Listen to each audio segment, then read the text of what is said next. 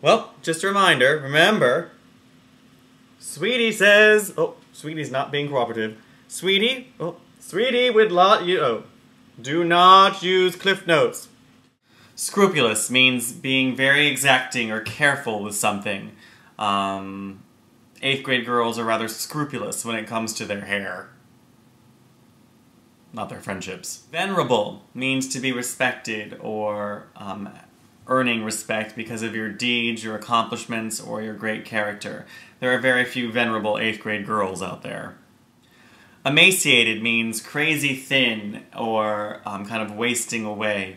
Bless their hearts, 8th grade girls are usually bombarded with these kind of emaciated models, so they don't eat anything, and that's probably why they're so mean.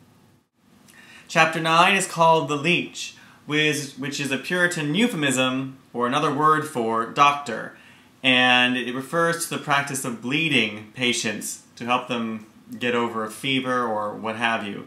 Not the brightest idea, but this is the time. This was also at a time where people imagined that a good coating of dirt would keep you healthy. Over time, it becomes clear that the Puritan virgins of the town can't quite win the heart of Dimsdale, and he becomes progressively more and more emaciated and kind of sickly looking, and because of that, Roger Chillingworth is able to convince the town magistrates that he should live with Dimsdale and be his personal physician. This provides for an amazing amount of dramatic irony, as you might imagine. Oh, I don't feel well. I know. I'll have the husband of the woman I slept with care for me. Good idea, Dimsdale. Excellent. They live together in the house of a widow. Their 2 rooms adjoin, and they overlook the cemetery. Isn't that clever? Thank you, Hawthorne. And lastly, as time progresses, Dimsdale kind of health kind of plateaus, but Roger Chillingworth, at least his physiognomy, becomes more and more diabolical. Even the townspeople notice this, so pay attention. Quote number 1 details Dimsdale's downward spiral, and this is in paragraph 3. His form grew emaciated. His voice, though still rich and sweet, had a certain melancholy prophecy of decay in it. He was often observed on any slight alarm or other sudden accident to put his hand over his heart, with first a flush and then a paleness indicative of pain. Whereas Hester's Scarlet Letter, in a very similar place. Quote number 2. At this point, Chillingworth has endeavored successfully to move in with the man who wronged him. This is paragraph 12.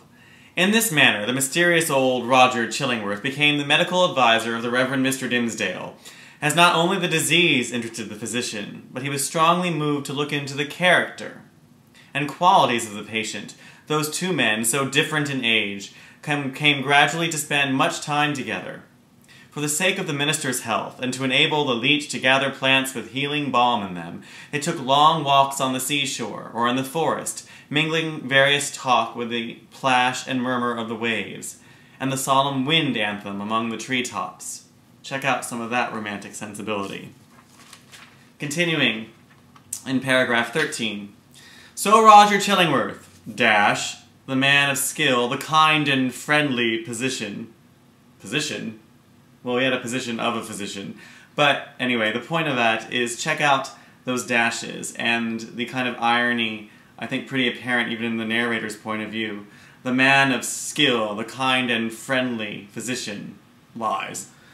Strove to go deep into his patient's bosom, delving among his principles, prying into his recollections, and probing everything with a cautious touch, like a treasure seeker in a dark cavern. Few secrets can escape an investigator who has opportunity and license to undertake such a quest, and skill to follow it up. A man burdened with a secret should especially avoid the intimacy of his physician. I think that's all I need to say. Or Hawthorne needs to. Quote number 3, basically all of paragraph 18.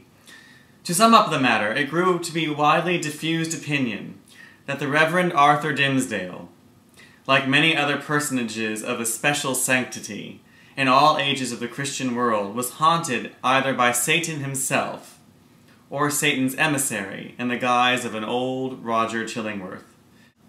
This diabolical agent had the divine permission, for a season, to burrow into the clergyman's intimacy and plot against his soul.